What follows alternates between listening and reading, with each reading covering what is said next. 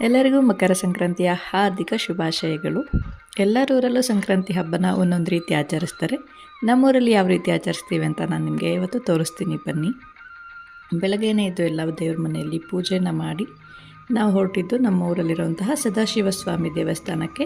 ನಮ್ಮ ಊರಿನ ವಿಶೇಷತೆ ಏನು ಅಂತ ಅಂದರೆ, ಇಲ್ಲಿ 2 ಹೊಯ್ಸಳ ಶೈಲಿಯ ಇತಿಹಾಸ ಪ್ರಸಿದ್ಧ ದೇವಸ್ಥಾನಗಳಿವೆ. ಒಂದು ಸದಾಶಿವ ಸ್ವಾಮಿ ಮತ್ತು ನರಸಿಂಹಸ್ವಾಮಿ ದೇವಸ್ಥಾನಗಳು. ಈ ದೇವಸ್ಥಾನದಲ್ಲಿ ಸಂಕ್ರಾಂತಿ ದಿನ ಒಂದು ವಿಶೇಷ ಬಾಗಿಲು ಇರುತ್ತೆ, ಅದನ್ನು ಓಪನ್ ಮಾಡ್ತಾರೆ. ಅದು ವರ್ಷದಲ್ಲಿ ಸಂಕ್ರಾಂತಿ ಹಬ್ಬದ ದಿನ ಮಾತ್ರ ಓಪನ್ ಮಾಡೋದು, ಸ್ವರ್ಗದ ಬಾಗಿಲು ಅಂತ. ನಾವಿವತ್ತು ಅದನ್ನೇ ನೋಡೋಣ ಅಂತ ಬಂದಿದ್ದೀವಿ. ನೋಡಿ, ಇದೇ ಸ್ವರ್ಗದ ಬಾಗಿಲು.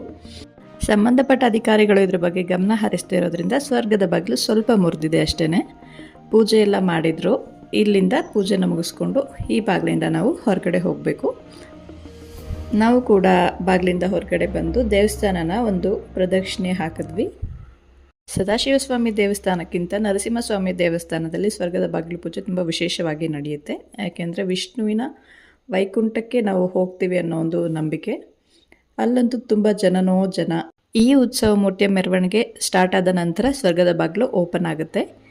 ಈ ದೇವಸ್ಥಾನದಲ್ಲಿ ಇದೆ ನೋಡಿ, ನರಸಿಂಹಸ್ವಾಮಿ, ಲಕ್ಷ್ಮೀ ನರಸಿಂಹಸ್ವಾಮಿಯವರ ವಿಗ್ರಹ, ಮತ್ತು ಇದು ನಮ್ಮ ವೇಣುಗೋಪಾಲ ಸ್ವಾಮಿಯವರ ವಿಗ್ರಹ, ಮತ್ತು ಇದು ಸ್ವರ್ಗದ ಬಾಗಿಲು. ಎಲ್ಲರೂ ಕೂಡ ನಮಸ್ಕಾರ ಮಾಡಿಕೊಂಡು ಹೊರಗಡೆ ಹೋಗ್ತಾ ಇದ್ದಾರೆ.